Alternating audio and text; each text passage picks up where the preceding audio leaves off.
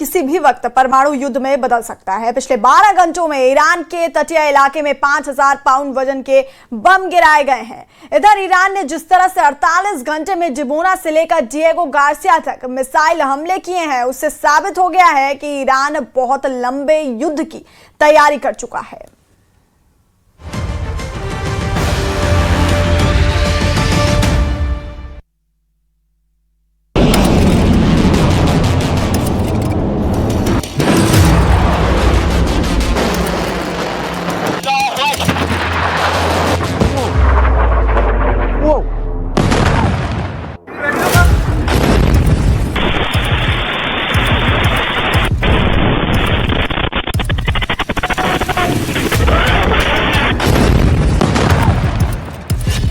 Dimona 2 Diego Garcia, 48 घंटे में Iran का डबल बदला। ईरान के नववर्ष नौरोज के मौके पर जिस तरह से ईरान ने अपनी मिसाइलों से इजराइल के परमाणु अड्डे के पास भीषण मिसाइल हमला किया, उसने पूरे इजराइल में दहशत फैला दी है। दावा किया जा रहा है कि ईरान ने 48 घंटे के अंदर अमेरिका और इजराइल दोनों पर जिस तरह के घातक और लंबी दूरी के मिसाइल हमले किए हैं, उसने न सिर्फ अमेरिका बल्कि पूरी दुनिया को चौंका दिया है। ईरान ने 48 घंटे के अंदर ये दोनों हमले उन दावों और रिपोर्ट्स के आने के बाद किया है जिसमें अमेरिका और इजराइल की तरफ से दावा किया गया था कि उन्होंने ईरान की 90% से ज्यादा मिसाइलें तबाह कर दी हैं और ईरान में एक भी टॉप कमांडर हमले का आदेश देने वाला नहीं बचा है। ट्रंप और नेतन्याहू ने तो यहां तक दावा कर दिया था कि ईरान ये जंग बुरी तरह से हार चुका है और अब ईरान में युद्ध करने की क्षमता बिल्कुल भी नहीं बची है। ऐसे हालात में ईरान ने पहले 4000 किलोमीटर दूर हिंद महासागर के बीचों बीच अमेरिका के सबसे बड़े सैन्य अड्डे डिएगो गार्सिया पर 2 बैलिस्टिक मिसाइलों से हमला करके हैरान कर दिया और अब इजराइल के शहर अराद और इजराइल के सबसे महत्वपूर्ण परमाणु केंद्र डिमोना के पास मिसाइल से हमला करके अमेरिका और इजराइल से डबल बदला ले लिया है। ईरान के परमाणु अड्डे नतांज पर हमले के बाद से ही ईरान ने खुला ऐलान किया था कि वो इस हमले का जबरदस्त जवाब देगा। यानी ईरान ने अपने हमलों की क्षमता से साबित कर दिया है कि ईरान को तबाह करने के चक्कर में अमेरिका और इजराइल युद्ध के ऐसे दलदल में फंस चुके हैं जिससे निकलना अब अमेरिका और इजराइल के लिए लगभग नामुमकिन है। हम बुलेटिन की शुरुआत इजराइल के परमाणु केंद्र डिमोना से कर रहे हैं।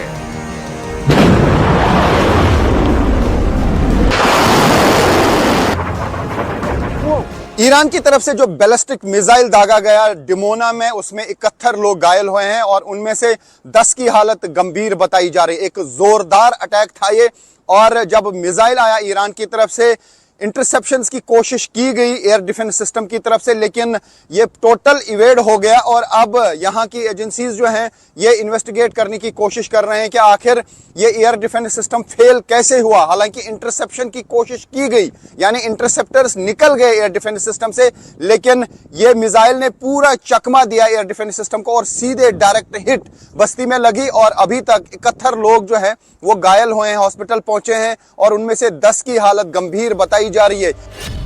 डिमोना परमाणु अड्डे के पास धमाका, अराद में लगा आपातकाल। जरा इजराइल पर हमला करती हुई इस ईरानी मिसाइल की रफ्तार को देखिए।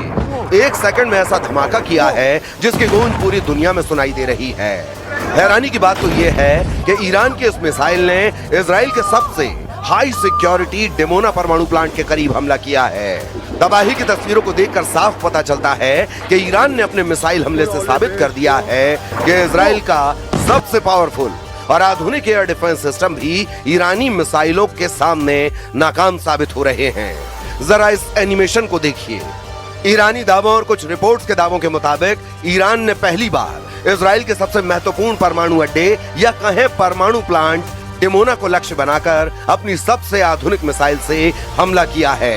ईरान ने एक साथ कई मिसाइलें दागी हैं, जिसमें से कुछ मिसाइलें इजराइल के शहर अराद पर गिरी, जबकि एक मिसाइल डिमोना परमाणु केंद्र के पास गिरी है। हैरानी की बात तो यह है कि इजराइल के 5 air defence system Arrow 2, Arrow 3, David Sling, Patriot, Iron Dome, Iron Beam सबको चकमा देते हुए डिमोना परमाणु केंद्र के पास धमाका कर दिया है। दावों के मुताबिक ईरान ने शायद इस हमले में खैबर शिकन बैलिस्टिक मिसाइल का इस्तेमाल किया है और इसने लगभग 1300 किलोमीटर की दूरी तय करके इजराइल के परमाणु प्लांट डिमोना के नजदीक भयंकर धमाका किया है। अभी तक ऐसी कोई रिपोर्ट नहीं है कि डिमोना परमाणु प्लांट को नुकसान पहुंचा है।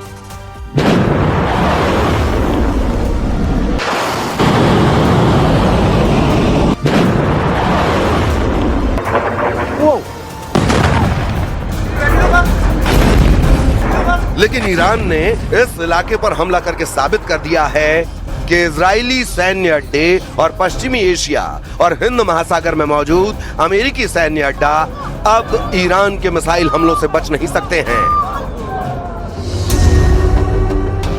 इजराइल के प्रधानमंत्री नेतन्याहू ने उस इजरायली शहर अराद का भी दौरा किया है जहां ईरान की मिसाइल ने भीषण तबाही मचाई है। नेतन्याहू तक तबाही देखकर हैरान हैं कि आखिर इजरायली एयर डिफेंस सिस्टम लगातार फेल क्यों हो रहे हैं। אני פה בערד, קרה פה נס, אף אחד לא נהרג. אבל אנחנו לא רוצים לסמוך רק על הנס. היו 10 דקות שלמות מאז ההתראה ועד נפילת הטיל, הטיל נפל פה בין הבניינים, ואם כולם היו נכנסים בזמן הזה למרחבים המוגנים, למקלטים שיש פה מתחת לכל בית, दावा किया जा रहा है कि ईरान के परमाणु ठिकाने नतांज पर जिस तरह से कल हमला किया गया था, उसके बाद से ईरान ने इजराइल और अमेरिकी अड्डों पर हमले तेज करने का ऐलान कर दिया था। ईरान जवाबी कार्रवाई में लगातार बैलिस्टिक मिसाइलें इजराइल पर दाग रहा है। राजधानी तेल अवीव ही नहीं, अब उसके निशाने पर इजराइल का प्रमुख परमाणु केंद्र माना जाने वाला डिमोना भी आ चुका है। ईरानी मिसाइलें 2 शहरों डिमोना और अराद पर कहर बनकर टूटी। राजधानी तेल अवीव और यरूशलेम पर भी भीषण धमाकों की खबरें हैं। स्टेट मीडिया के अनुसार 1-2 नहीं बल्कि 4 बैलिस्टिक मिसाइलें दागी गईं। द टाइम्स ऑफ इजराइल के मुताबिक इन हमलों में 300 से ज्यादा लोग घायल हुए हैं। इजरायली विदेश मंत्रालय और स्वास्थ्य सेवाओं के मुताबिक घायलों में बच्चे भी शामिल हैं। अराद शहर में कम से कम 10 अपार्टमेंट इमारतों को नुकसान पहुंचा है, जिनमें से 3 पूरी तरह नष्ट हो गई हैं। डिमोना में भी रिहायशी इलाकों में मिसाइल गिरने से काफी तबाही हुई है। ये जो आप इर्द गिर्द तबाही देख रहे हैं, ये ना ही गजा है और ना ही लेबनान, बल्कि ये इसराइल का डिमोना इलाका है जहां पर ईरान के बैलिस्टिक मिसाइल ने तबाही मचाई है। ये पूरा इलाका तबाह हो गया है क्योंकि ईरान की तरफ से दागा गया बैलिस्टिक मिसाइल यहां पे गिरा। इस बैलिस्टिक मिसाइल ने यहां के पूरे एयर डिफेंस सिस्टम को फेल कर दिया, यहां के पूरे एयर डिफेंस सिस्टम को चकमा दिया। अभी भी इसराइल समझ नहीं पा रहा है कि आखिर यहां पे एयर डिफेंस सिस्टम ने काम क्यों नहीं किया। 2 बड़े मिसाइल दागे गए, अर्ध में एक लगा, वो भी डायरेक्ट हिट थी, और इस स्पॉट पे भी मिसाइल डायरेक्टली गिरा।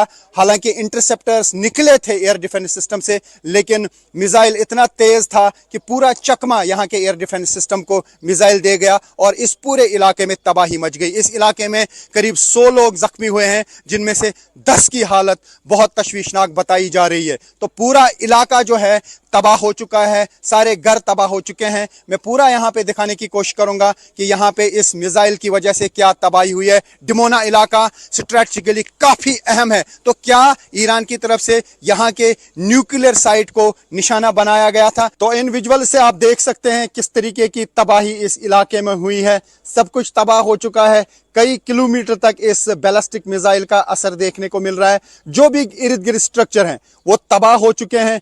जहां पे भी हम नजर दौड़ा रहे हैं वहां पे सिर्फ तबाही देखने को मिल रही है। ये देखिए किस तरीके की तबाही इस मिसाइल अटैक से हुई है, और अभी भी काउंट किया जा रहा है यहाँ पे घरों को कि कितना नुकसान हुआ है।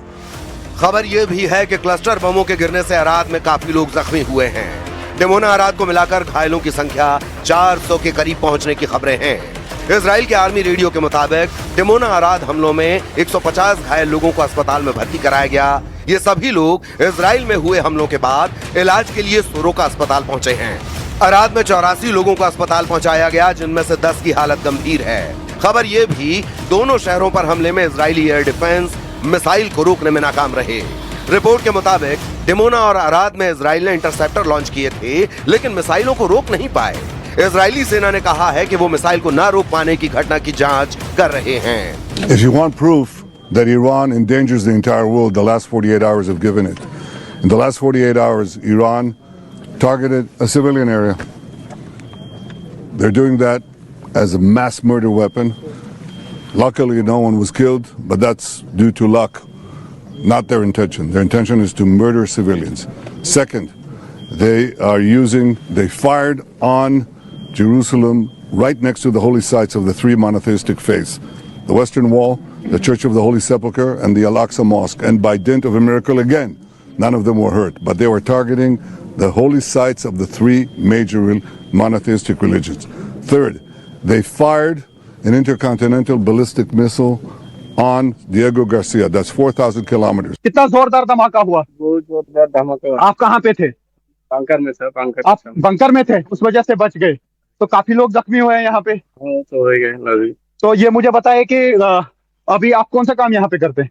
हम शटरिंग का काम करते हैं। अच्छा, तो उस वक्त कहाँ पे थे आप? हम बंकर में थे। तो यहाँ पे तो बहुत नुकसान हुआ है, पूरा इलाका ही तबाह हुआ है। तबाह हो गया। तो यहाँ पे पूरा इलाका ही तबाह हो चुका है, जो मैं यहाँ से देख पा रहा हूँ। भारत के कुछ लोग यहाँ पे काम करते हैं, जो मैं इर्द गिर्द देख पा रहा हूँ इसी एरिया में। और यहाँ पे एक ऐसा भी एरिया है जिसे मिनी इंडिया भी कहा जाता है, क्योंकि भारत के काफी सारे वर्कर्स जो है यहाँ पे काम कर रहे हैं। ये देखिए, ये हालात हैं डिमोनिया के। जहां पे भी मैं जाऊंगा वहां पे यही तबाही देखने को मिलती है, क्योंकि तबाही इतनी ज्यादा है कि जहां पे भी मैं जाता हूं वहां ये देखिए, ये हालात हुए हैं यहाँ पे। और तबाही बहुत ज्यादा है, कई घर जो है तबाह हो चुके हैं। यहाँ पे जानी नुकसान भी है और माली नुकसान भी काफी है। तो जिस तरीके से कल इसराइल की तरफ से या फिर यूएस की तरफ से न्यूक्लियर साइट पे अटैक किया गया, ईरान की न्यूक्लियर साइट पे, उस तनातान उसके बाद ये हमला देखने को मिला। दो हमले बहुत बड़े हुए, एक तो अर्द में और दूसरा यहाँ डिमोनिया में।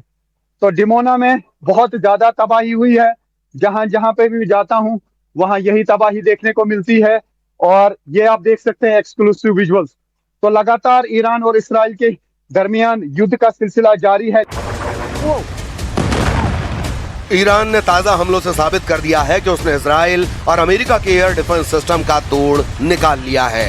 यानी अब ईरानी मिसाइलें दंदनाती हुई इजराइल और अमेरिकी अड्डों पर हमले कर रही हैं। अब देखना होगा कि आने वाले दिनों में ईरान इजराइल और अमेरिका के ठिकानों पर कहां-कहां हमला करता है।